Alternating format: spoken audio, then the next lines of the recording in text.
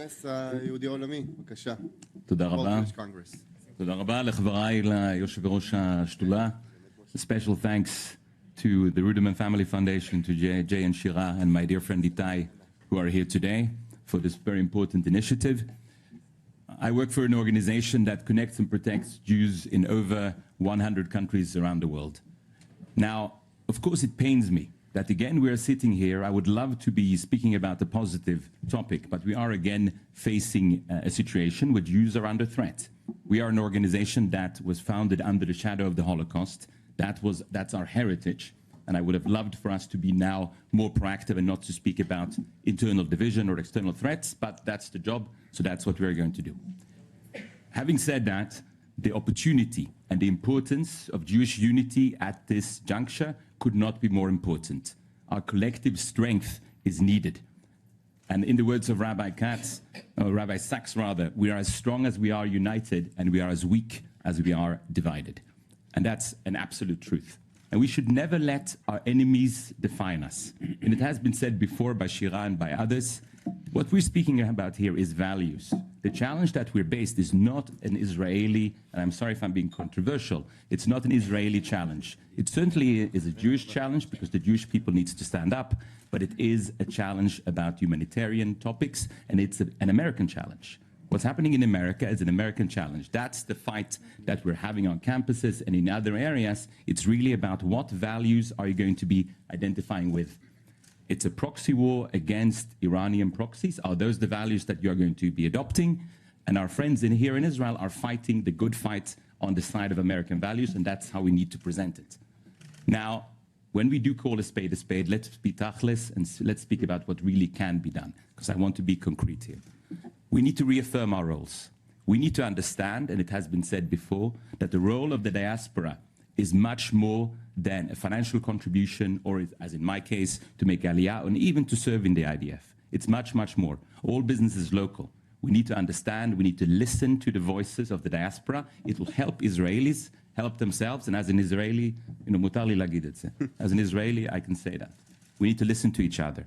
We also know, as Israel is now the big brother of the Jewish people, with the bulk of Jewish population living here in Israel, there is a sense of responsibility that comes with that.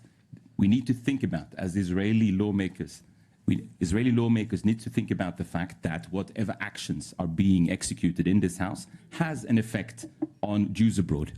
And we have a common faith, and we have a common fate.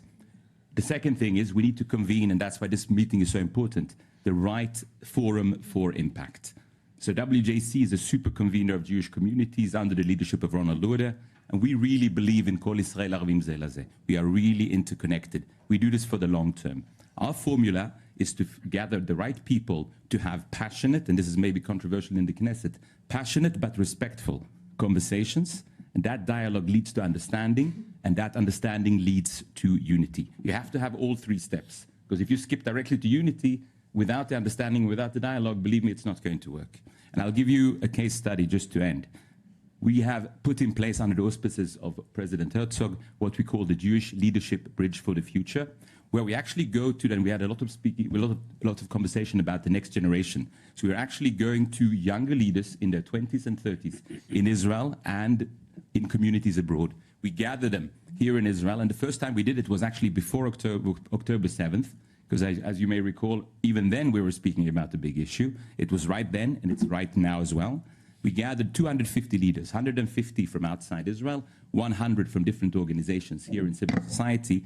We challenged them not only to be on a panel where you speak about youth values, we challenged them to speak about the real topics, as was mentioned here before, about conversion, about how to use the Kotel, about Jewish identity, about Jewish education. All these topics, we challenged these younger leaders because we knew that their perspective is not for 10 years, for 5 years. It is for 20 years, for 30 years, for 40 years. They came up with 53 concrete suggestions, which is a real roadmap for the Jewish people that we shared, and we're happy to share because we do wish to work together. We do wish to work together with all of you. We have many dear friends in this room, and we wish to continue that.